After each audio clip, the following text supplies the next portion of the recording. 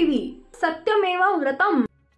म्हणून मी दरेगावला आलो, एकनाथ शिंदेंनी केला खुलासा। एकनाथ शिंदे हे दरेगावला का गेले, ते नाराज आहेत का, असा सवाल सातत्याने उपस्थित करण्यात येत होता। यावर बोलताना त्यांनी मोठा खुलासा केलाय। सत्ता स्थापन होत असताना गावी जायचं नाही का, असा प्रश्न त्यांनी केलाय। पुढे बोलताना ते म्हणाले की मी नेहमी गावी येत असतो, मी कॉमन मॅन म्हणून काम केलंय, मी का सामान्य शेतकरी कुटुंबातून येतो, त्यामुळे मला माझ्या मूळ गावी आल्यानंतर एक वेगळा आनंद होतो, आपल्या लोकांना भेटल्याचा आनंद मिळतो, असं एकनाथ शिंदे यांनी म्हटलंय। यावेळी बोलताना त्यांनी मुख्यमंत्री पदावरती देखील प्रतिक्रिया दिलेली आहे। मुख्यमंत्री कोण असेल याचा निर्णय पंतप्रधान नरेंद्र मोदी आणि केंद्रीय गृहमंत्री अमित शाह हे घेतील, मी कॉमन मॅन म्हणून काम केलंय, लाडकी बहीण, लाडका भाऊ, लाडक्या शेतकऱ्यांसाठी काम केलं, 2.5 वर्षामध्ये आम्ही भरभरून काम केलं। मी देखील शेतकरी कुटुंबातील असल्यामुळे मला सर्वसामान्य लोकांना काय पाहिजे याची चांगली जाणीव आहे, त्यामुळे लोकही या सरकारला आपलं लाडकं सरकार म्हणतात।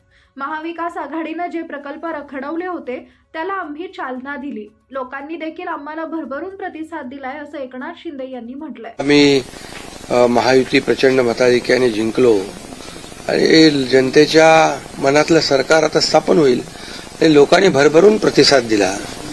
गेल्या 2.5 वर्षामध्ये जे आम्ही काम केलं त्या 2.5 वर्षाची खऱ्या अर्थाने मी नेहमी सांगायचो भाषणामध्ये, पोचपावती जनता देईल आणि 2.5 वर्षाच्या कामाचे जे महाविकास आघाडीने कामं थांबवली होती, प्रकल्प थांबवले होते, ते आम्ही वेगाने गतिमानतेने पुढे नेले आणि त्याचबरोबर विकास आणि कल्याणकारी योजना यांची सांगड घातली। आज कल्याणकारी योजना जर आपण पाहिल्या, मुख्यमंत्री माझी लाडकी बहीण योजना आणि इतर ज्या काही योजना आहेत, म्हणजे मुलींचं शिक्षण असेल, वयोश्री योजना असेल, शेतकऱ्यांच्या योजना असतील, अशा योजना आतापर्यंतच्या इतिहासामध्ये किती वर्ष तुम्ही पत्रकारिता करताय, तुम्ही देखील एकदा त्याचा अभ्यास करा की आतापर्यंतच्या इतिहासात कधीही न झालेली कल्याणकारी योजनांचा निर्णय महायुतीच्या सरकारने अवघ्या 2.25 वर्षात घेतला। हा इतिहास आहे आणि या योजना महाराष्ट्राच्या इतिहासामध्ये सुवर्णाक्षराने लिहिल्या जातील आणि मला विश्वास होता की आम्ही केलेला विकास, आमचा अजेंडा विकासाचा होता आणि आम्ही केलेल्या कल्याणकारी योजना, आम्ही म्हणायचो सर्वसामान्यांचं सरकार आहे, सर्वसामान्यांचं सरकार, गोरगरिबांचं सरकार। मी देखील एक शेतकरी कुटुंबातून आलो म्हणून मी गावी येतो, कारण गावी मला आलं की एक वेगळा आनंद मिळतो, माझ्या लोकांमध्ये येतो, लोक भेटतात, माझी शेती आहे, शेतीकडे जातो आणि हा वेगळा एक आनंद मला या ठिकाणी समाधान मिळतं। म्हणून मी देखील एक गरीब परिवारातून, शेतकरी परिवारातून आलो म्हणून मला याची जाणीव आहे, गरिबीची जाणीव आहे, सर्वसामान्यांच्या परिवाराची जाणीव आहे। म्हणून आम्ही ज्या योजना केल्या त्या योजनांचा सर्वसामान्य लोकांना त्यांच्या जीवनामध्ये काही ना काही फायदा झाला आणि म्हणून आम्ही एक म्हणाल तर इकोसिस्टीम तयार केली। प्रत्येक परिवारातल्या माणसाला, मग त्याचा मुलीचा जन्म झाला, मुलगी असेल, लाडकी बहीण असेल, लाडका भाऊ असेल, युवा प्रशिक्षण स्टायपंड आणि शेतकऱ्यांच्या योजना, या सगळ्या म्हणजे लाडकी बहीण, लाडका भाऊ, लाडका शेतकरी, लाडका ज्येष्ठ, हे सगळे आमचे जे आहेत, ह्या सगळ्या साठी आम्ही केल्यानंतर लोकही म्हणायला लागले आपलं सरकार लाडकं सरकार। आणि मला विश्वास होता की या निवडणुकीमध्ये प्रचंड यश मिळेल। आम्ही ज्या योजना केल्या त्याचं प्रतिबिंब या निवडणुकीमध्ये पाहायला मिळालं आणि तसंच्या तसं आतापर्यंतच्या इतिहासामध्ये एवढ्या मेजॉरिटीने महायुतीला जे यश मिळालं ते कधीच मिळालं नव्हतं। मोठ्या प्रमाणात अशी मागणी आहे की तुम्ही मुख्यमंत्री व्हावं, अशा प्रकारची खूप मागणी आहे, नेमकं काय ठरलंय याचीही उत्सुकता नाही। यामध्ये बघा, साहजिक आहे, जनतेच्या मनामध्ये मी जे काम केलं, मुख्यमंत्री, जनतेचा मुख्यमंत्री, मी कॉमन मॅन म्हणून जे काम केलं, मी म्हणायचो सीएम म्हणजे चीफ मिनिस्टर नुसतं नाही तर कॉमन मॅन, आणि कॉमन मॅन समजून मी काम केल्यामुळे कॉमन मॅनच्या ज्या अडचणी आहेत, दुःख आहेत, ते मी समजून घेऊन सोडवण्याचा प्रयत्न केला। त्यामुळे साहजिक आहे लोकांची भावना, पण आणि त्याबरोबर मुख्यमंत्री म्हणून माझ्या नेतृत्वाखाली निवडणुका झाल्या, माझे दोन्ही उपमुख्यमंत्री सोबत होते, सर्व सहकारी सोबत होते आणि मिळालेले यश हे अतिशय प्रचंड आहे। आणि यामध्ये मी म्हणूनच याच्यामध्ये कोणाचाही संभ्रम नको म्हणून मागच्या आठवड्यामध्ये मी प्रेस कॉन्फरन्स घेतली, आपल्याला माहित आहे की यामध्ये आदरणीय प्रधानमंत्री नरेंद्र मोदीजी, आदरणीय अमितभाई शाह गृहमंत्री, भाजपाचे अध्यक्ष आणि हे सर्व निर्णय घेतील मुख्यमंत्री पदाबाबतचा. तो मी सांगितलं, त्याला पूर्ण शिवसेनेचा पाठिंबा आहे, माझा पाठिंबा आहे. त्यामुळे आता कुठं काही असं किंतु परंतु कोणाच्या मनामध्ये नसावा. शेवटी मी मनमोकळेपणाने काम करणारा कार्यकर्ता आहे आणि म्हणून माझा निर्णय मी घेतलाय. सभापती पद पाहिजे म्हणून एकनाथ शिंदेचे प्रेशर नाही, हे पहा, याच्या बाबतीत चर्चा होईल. आता चर्चा होईल, चर्चेमधून बऱ्याचशा काही गोष्टी निघतील, बऱ्याचशा गोष्टी सुटतील आणि त्यामुळे आम्हाला सर्वात महत्वाचं म्हणजे आम्हाला जे निवडून दिलेलं आहे लोकांनी, त्या लोकांना ज्या काय आम्ही कमिटमेंट केलेल्या आहेत त्या राज्याच्या विकासाच्या दृष्टीने किंबहुना ज्या आम्ही लोकांची बांधील आहोत, ही बांधिलकी आम्हाला जपायची आहे. सगळ्यात महत्वाचं मला काय मिळालं, कुणाला काय मिळालं यापेक्षा जनतेला काय मिळणार आहे.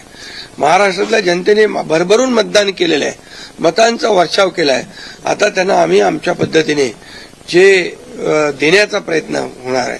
त्यामुळे यामध्ये लोकांच्यासाठी जे करायचं आहे ते आम्ही करणार आहोत. उपमुख्यमंत्री पदासाठी श्रीकांत शिंदेचं नाव समोर येते आपल्या गटाकडनं, ही गोष्ट खरी आहे का? नाही बघा, चर्चा अजून सुरू आहे. चर्चा खूप, आता तुम्हीच चर्चा करत असता पत्रकार, तुमच्या चर्चा खूप जास्ती असतात. त्यामुळे तुम्हाला एकच सांगतो मी, तुम्हाला एकच सांगतो, या सर्व चर्चा आहेत. आता एक बैठक आमची अमित भाईंच्या बरोबर झालेली आहे, दुसरी एक बैठक आमची होईल तिघांची आणि त्या बैठकीमध्ये खूप साधक बाधक चर्चा होईल आणि त्यामधून योग्य तो निर्णय या महाराष्ट्राच्या हिताचा. बघा, आमच्यामध्ये तुम्हाला मी सांगतो, या जनतेने आम्हाला भरभरून दिलेलं आहे.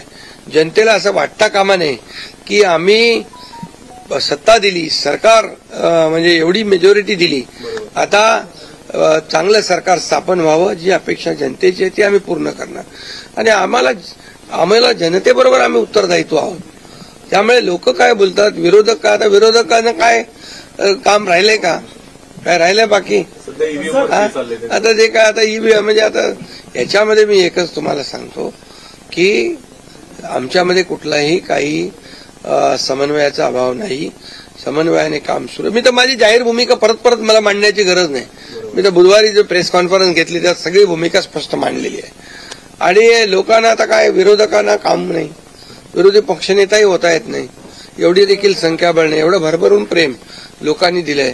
त्यामुळे आता ईव्हीएम आणि या सगळ्या गोष्टींची चर्चा चालू आहे. बघा, झारखंडमध्ये ते जिंकले तेव्हा काय ईव्हीएम चांगलं होतं का?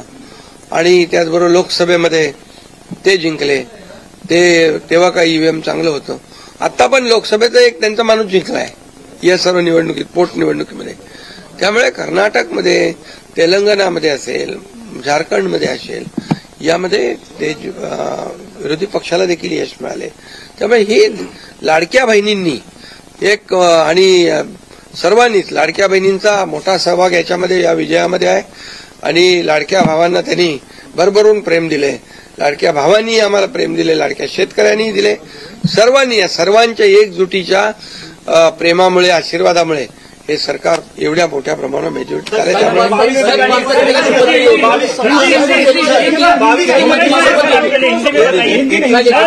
मेरी तबीयत अच्छी है, मैं यहाँ पर आया था रेस्ट करने के लिए. अभी बहुत काफी भागदौड़ हो गई चुनाव में.